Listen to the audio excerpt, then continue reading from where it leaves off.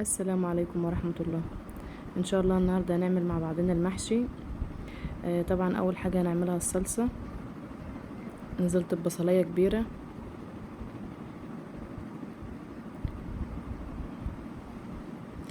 ومعلقة توم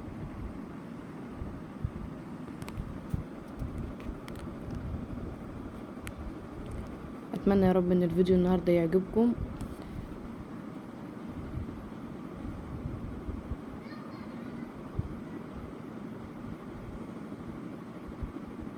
هحمر بقى البصلة كويس مع التوم وكده اتحمرت معايا. هنزل بقى بالطماطم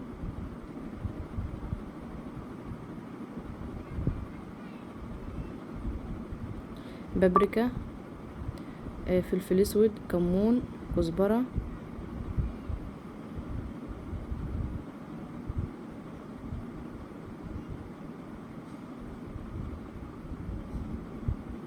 هسيبها بقى لما تتسبك. هنا بقى كانت اتسبكت معايا. على فكرة انا حطيت لها الملح والشطة بس للاسف ما ظهرتش في الفيديو. هنا اتسبكت معايا خالص. انا بسبكها جامد علشان الرز ما يعجنش مني، علشان الرز يبقى مفلفل. هنزل بقى بالرز، غسلته وصفيته.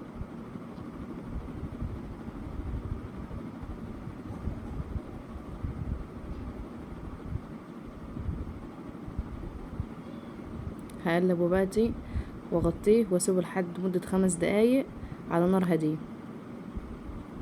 انا ما بحبوش يا جماعة، يعني بيبقى حوالي، يعني بيبقى قريب من الرز بتاع حمام المحشي. على فكرة ما بيبقاش معجن ولا حاجة، بيبقى ملفلف وبيبقى مفلفل وهتشوفوه وانا بحشيه. طبعا بقى الخضرة معايا هنا، بس المعلقة ان الرز كتير مش عارفة ان انا اقلب كويس. نزلت بقى بالخضرة والشبت وهقلب بقى كويس وهدي عليها النار واسيبه شويه لما يستوي. يعني بصوا السنه اللي هي بتقرش في الرز دي تدبل شويه منه. شوفوا كان عامل معايا ازاي. اتمنى يا رب ان الطريقه تعجبكم. جربوه بالطريقه دي وهتعجبكم جدا. لما بيبقى ني في المحشي ما بيبقاش حلو خالص. هنا معايا ورق العنب ومعايا فلفل وبتنجان وكوز. هبدأ بقى اوريكم انا بحشي ورق العنب ازاي، وبعد كده هكمل كله وارجع لكم.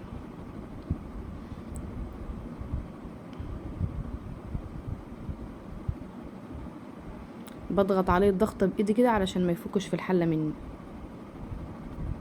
اتمنى لو الفيديو عجبكم ما تنسونيش باللايك والشير، واللي ما اشتركش في القناة يشترك ويختار كلمة الكل علشان كل فيديو انزله يوصل لكم.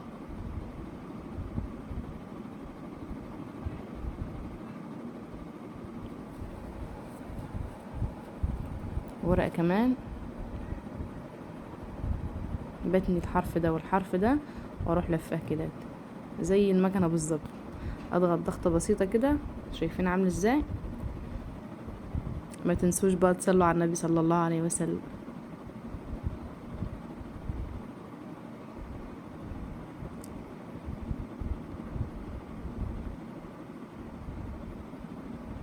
هنا معايا ورقة كمان. شايفين الرز ده عامل ازاي؟ ملفلف وعامل ازاي، مش معجن ولا اي حاجة. بضغط ضغطة بسيطة بس كده. هنا بقى الفلفل انا ما بملاش قوي لان الرز بيفوش في الفلفلايه، فلو كبسته قوي كله ده هيطلع مني في الحل، مش هيبقى منظر الحلة لطيف. بالنسبة للكوسة بقى انا بحشيها كويس لان طبعا هي بتاخد حب قليل من الرز، وبعدين الكوسة بتبقى فيها نسبة مية بتسوي الرز كويس.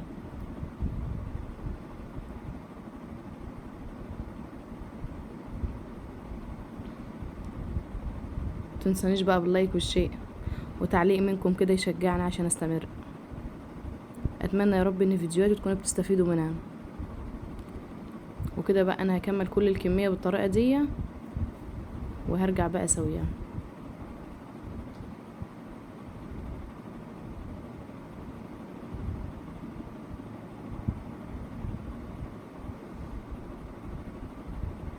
بسيب فضى شوية علشان الرز.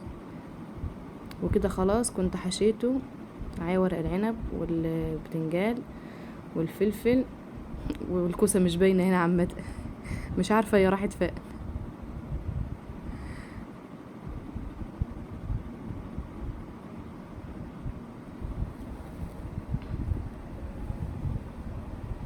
بس ايه شوربة نص الحل، يعني نص الصباع، بغطي نص الصباع، ما برفعش الشوربة خالص لان ده ما بياخدش سوا.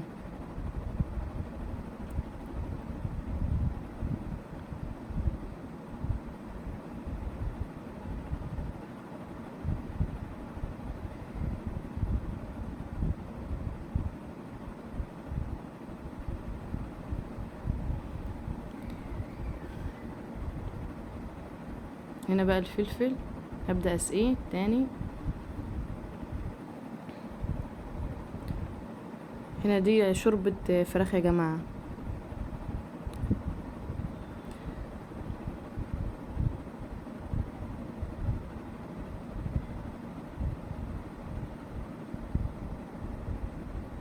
هبدأ بقى اسويهم.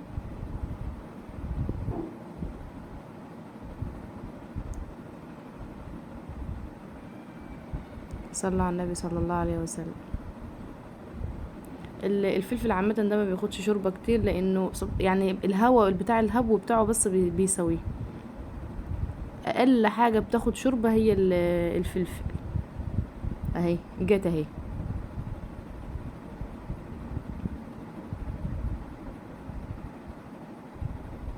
كذلك برضو النص اهو.